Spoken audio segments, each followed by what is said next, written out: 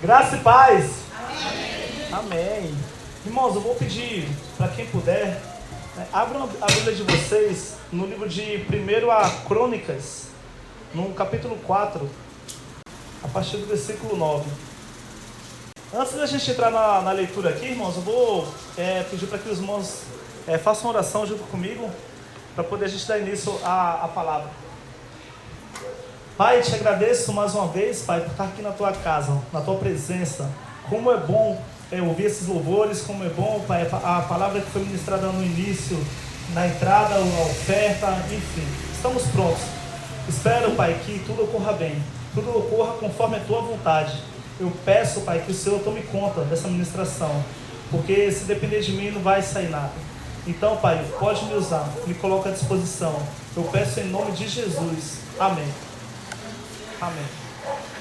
Irmãos, o tema que eu trouxe hoje, que Deus colocou no meu coração para compartilhar com a igreja, é: o Evangelho transforma vidas. E o Evangelho, ele é a boas novas. O Evangelho, quando a gente entra ali no livro de Mateus, Marcos, Lucas e João, a gente vai ver que o Evangelho está falando da vida de Jesus. E toda vez que a gente começa a aprender sobre Jesus, e a gente começa a querer ser imitador de Jesus, a nossa vida ela vai ser transformada. Como a gente acabou de louvar aqui, né, que a nossa vida ela foi transformada após esse encontro. Mas antes eu quero compartilhar algo com vocês. Um amigo meu da igreja presbiteriana, ele me deu um presente, um livro chamado A Vida Completa de Jesus. Um livro escrito por Juaribe Pagliarini, negócio assim, o nome do pastor. Vocês conhecem, né? Ótimo, então fica melhor ainda. E esse pastor, ele escreve assim no início do livro: mesmo que Jesus não tivesse feito nenhum milagre, ele seria a pessoa mais intrigante, mais influenciadora que já existe nesse mundo. E é interessante que na continuidade dessa leitura, um homem chamado Herbert George, ele escreveu vários livros, né? Inclusive A Máquina do Tempo. Ele falou assim: olha, eu vou me aprofundar nos evangelhos, eu vou ler Mateus, Marcos, Lucas e João, e vou provar que esse Jesus não existiu. Eu vou provar que isso é coisa da cabeça dos apóstolos. Então esse escritor ateu, muito inteligente por sinal, ele se aprofundou nos evangelhos. Ele foi além. Ele leu, releu, começou a comparar uma coisa com outra, até que no final ele escreveu essa frase aqui: os 4 evangelistas, todos eles dão-nos o retrato de uma personalidade muito bem definida, obrigando-nos a dizer: este homem existiu. Esse homem existiu. E quando ele terminou de estudar os 4 evangelhos, irmãos, o livro fala que ele estava de joelhos, chorando, pedindo perdão. Porque quando a gente se aprofunda para conhecer cada vez mais esse Jesus, inclusive é isso que eu falo para muitas pessoas que desacreditam: procurem, estudem, façam ali uns comparativos, façam o que vocês quiserem, porque coisa boa, irmãos, a gente tem que compartilhar. Então ele passou a acreditar. Então esse autor, aliás, esse escritor, esse pastor, ele segue ali contando a vida completa de Jesus. Então isso me ajudou muito para poder preparar essa ministração aqui, para trazer para vocês. Irmãos, ter essa transformação, muitas vezes as pessoas podem falar assim: mas peraí, eu conheço o fulano ali, que ele vai muitos anos para a igreja, mas eu não estou vendo mudança nenhuma na vida dele. Eu estou vendo esse fulano do mesmo jeito. Ou até mesmo a gente mesmo falar assim: cara, eu estou vindo para a igreja, mas eu não estou. A pergunta é, irmãos, como é que essa pessoa está vindo para a igreja? É só vindo para a igreja? É só chegando aqui, deixa eu ver, esse louvor aí eu não gosto não vou nem cantar. Essa palavra aí vai falar de Abraão de novo. Mas isso aqui, se for assim, irmãos, não vai ter transformação nenhuma. Porque quando a gente quer ter transformação, a gente tem que ter o coração aberto. A gente tem que ter o coração aberto para poder a gente saber que algo vai até magoar a gente. A gente pode escutar algo que vai até doer. Quem faz academia sabe que quando vai fazer exercício ali para ter uma mudança no corpo, no outro dia está quebrado, irmãos. Vai fazer perna, você vê. No outro dia não dá. Então assim, transformação dói. Então, quando você quer ter uma transformação, você vai bater de frente com o seu eu. Você vai bater de frente com você mesmo e vai falar: eu estou errando nisso aqui. Eu preciso melhorar nisso aqui. Olha, irmãos, esse encontro, quando você quer ter essa transformação, quando você quer ter esse encontro com Jesus, você tem que ir como o nosso irmão Wesley ministrou aqui. Primeiro, reconhecer: eu estou errando nisso aqui. Eu não sou um super-homem. Eu não sou uma Mulher Maravilha. Até o Super-Homem, irmãos, eu não sei se vocês assistiram, mas eu gostava muito daquele filme. Tinha um negocinho, Kryptonita, que derrubava o Homem de Aço. Então nem o Homem de Aço aguentava. Imagina nós, irmãos. Então, assim, é reconhecer: eu não consigo melhorar minha vida sozinho, eu não consigo ter essa transformação, eu preciso de ajuda.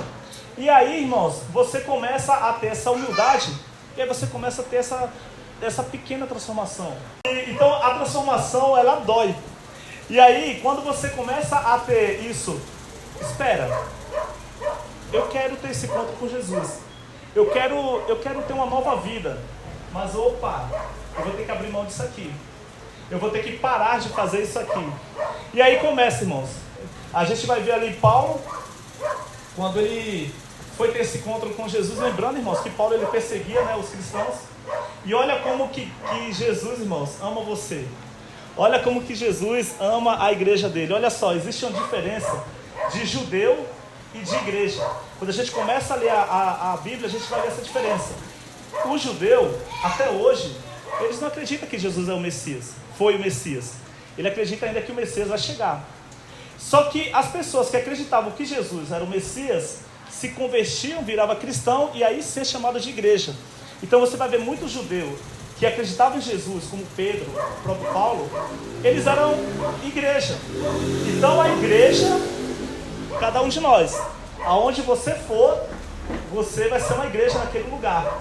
Então a igreja somos nós. Então, quando Jesus ele te ama tanto, porque lembrando que vocês são igreja, cada um de vocês, quando Paulo estava perseguindo a igreja, ou seja, perseguindo o cristão, e Jesus aparece para ele, Jesus faz uma pergunta assim, ele não pergunta assim: olha, Paulo, por que você está perseguindo a igreja?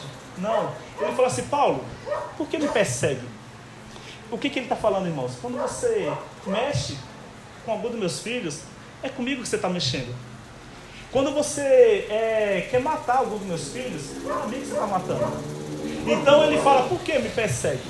Então, irmãos, e Paulo, as escamas caem ali dos olhos dele, como a gente gosta muito de louvar aqui.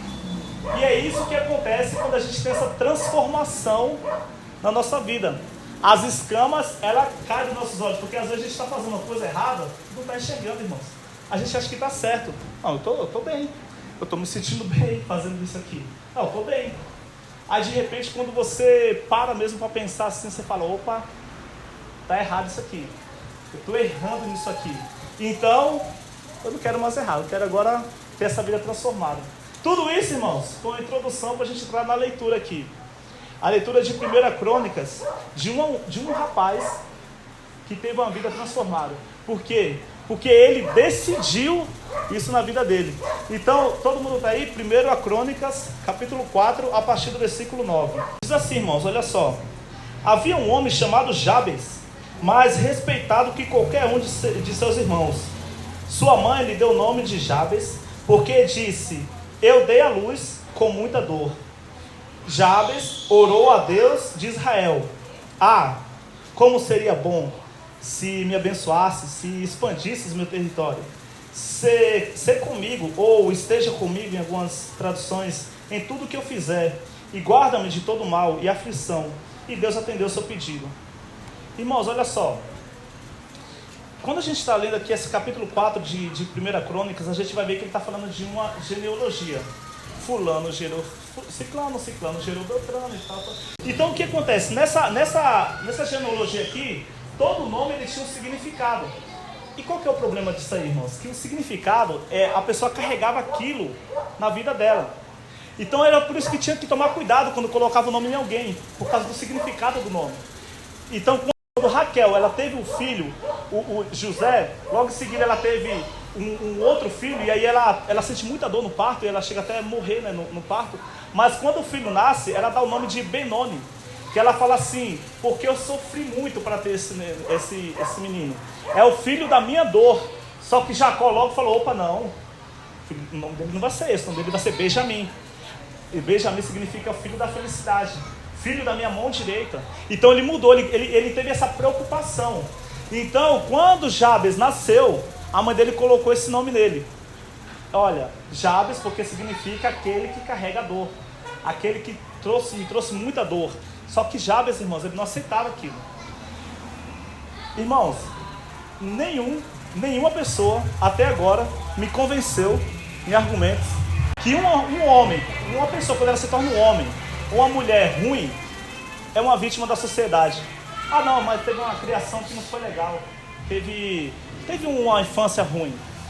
Não, irmãos, eu não vou me convencer disso, porque chega uma hora que você vai ter um momento que você vai tomar uma escolha. Eu vou ser esse coitadinho ou não? Eu vou tomar uma atitude, vou mudar isso aqui. Jabes, ele estava destinado a ser um homem que ia ficar carregando dor, sofrimento. E quando é criança, beleza, não dá para fazer nada. Quando é um pré-adolescente, também não dá para fazer nada. Mas quando é um adolescente, já começa a ir para a fase adulta, opa, eu não vou aceitar isso. Eu tenho que fazer alguma coisa. Eu preciso fazer alguma coisa. Eu não quero ser o coitadinho que todo mundo olha e fala, aquele ali, o Bruno ali, um rapaz preto, faz o que na vida? Irmãos, quem vai decidir isso não são as pessoas que estão me julgando. Sou eu. Eu vou ser aquilo que eles estão falando que eu vou ser, ou eu vou tomar uma atitude? Olha, esses dias eu fiz um trabalho lá na faculdade que era uma radionovela. Então tinha que ter os personagens. E aí tinha um protagonista. E o protagonista é aquele que toda a cena vai em volta dele. Tudo é ele.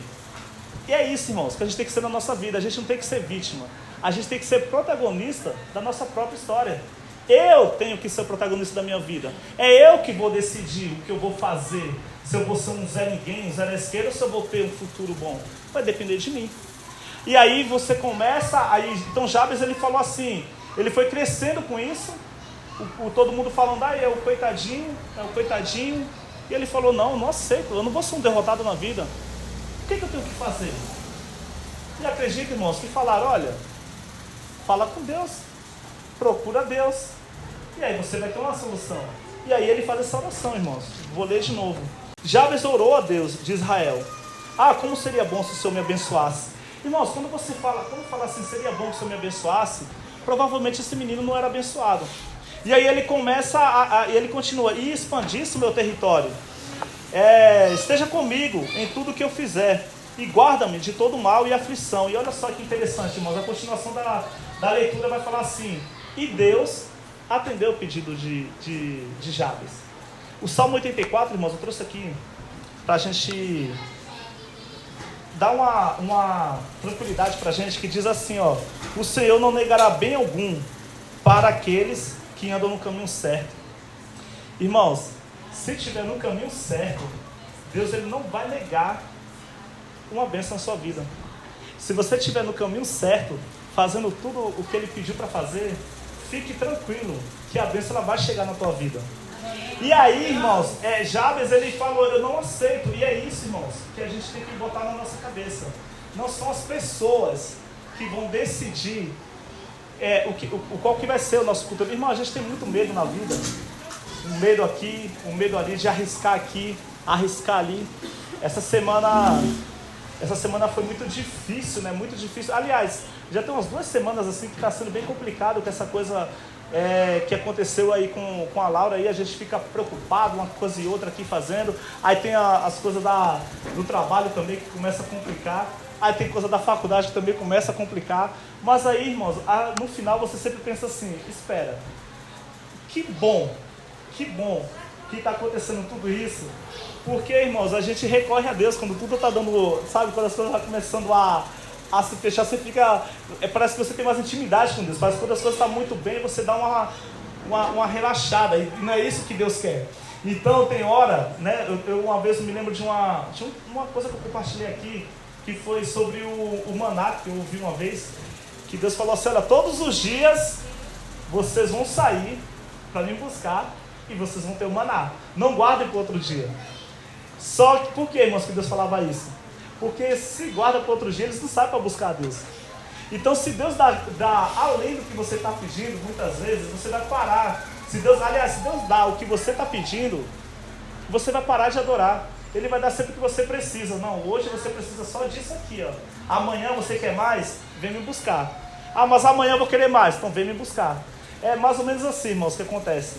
Então, essas coisas que vem acontecendo, eu fico com muito medo. Irmãos, a gente fala muito de Deus aqui, né? E a gente quer sempre passar, né, a palavra assim.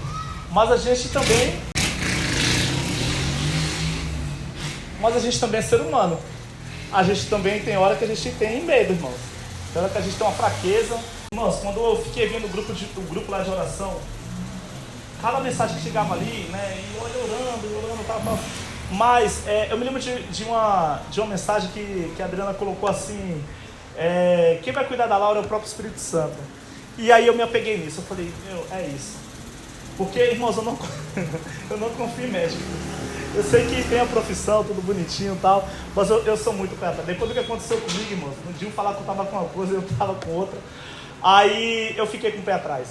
Aí então, quando a gente chegou lá, aí a moça falou assim, olha, a gente vai levar a tua esposa aqui na cama aqui e tal, que ela vai ter que fazer uma anestesia geral. Fazer uma anestesia geral. Eu falei, meu Deus. E aí, irmãos, espera o homem chegar. E aí levaram a Laura pra lá e eu fui atrás. E aí a enfermeira tá lá conversando com a gente. Quando a gente chegou lá no quarto lá, aí tinha outra mulher lá. A mulher viu a gente chegando. Aí essa mulher falou assim, olha, fica tranquila. O que eu fiz? Acabei de fazer. Pá, aqui, sossegada. Falei, que bom, que a gente tá preocupado, né? A gente fica com medo, né? E começou a conversar lá, né? Não, não sei o que, tá conversando lá com a gente lá. E a gente, legal. Aí chegou, irmãos, o médico. Falou, ele tá vindo aí. Eu falei, meu Deus, mano. Aí chegou o cara, pegou a pranchetinha. Aí foi lá na mulher que ele tinha acabado de fazer. Me fala seu nome completo, sua idade. Aí a mulher, não é essa não, é aquela ali. Ele, aí botou lá, tá bom, vamos. Aí eu fiquei olhando, eu falei, meu Deus, na mão de quem que eu tô entregando isso? E aqui, irmãos, no Salmo 127 que eu separei, diz assim, se o Senhor não constrói a casa, o trabalho é em vão. Irmãos, tudo que a gente fizer, que Deus não tiver envolvido, a gente vai correr, vai cansar, a gente vai tentar de novo, não vai dar certo. E vamos correr e só cansar, irmãos. Porque aonde Deus não está envolvido, o negócio não vai andar. Não vai travar, irmãos. E a gente tem que ter essa humildade. Mas por que não está andando? Por que Deus não está comigo aqui? Aí é onde tem que ver, irmãos. Olha, eu não estou conseguindo enxergar isso aqui.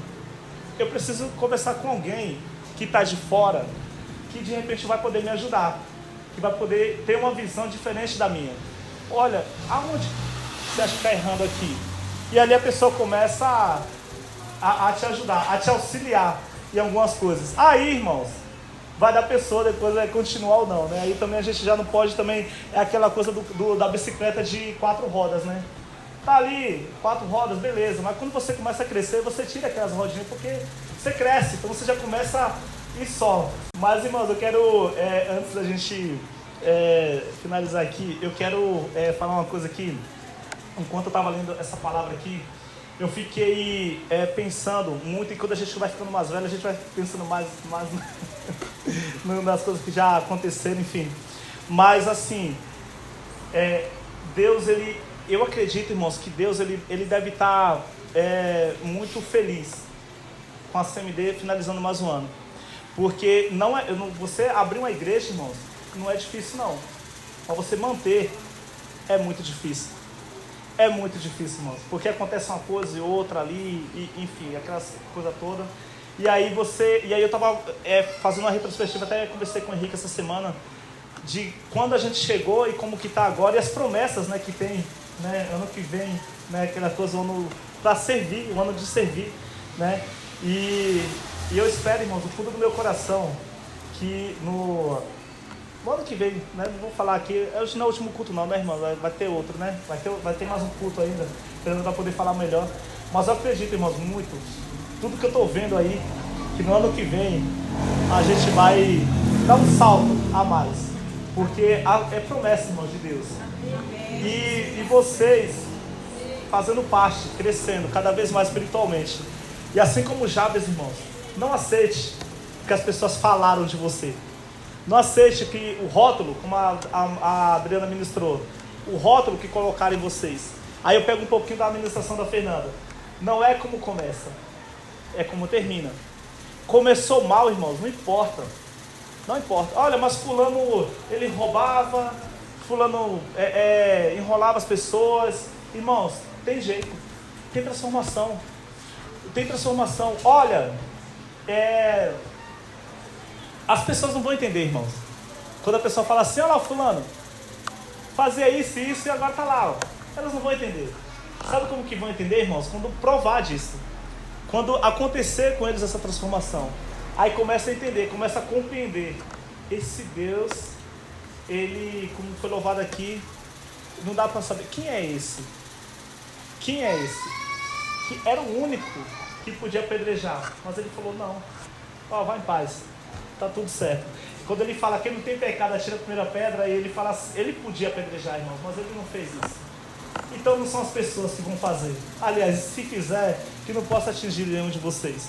Amém, irmãos? Que Deus abençoe a vida de vocês. Eu agradeço mais uma vez a Deus essa oportunidade aqui.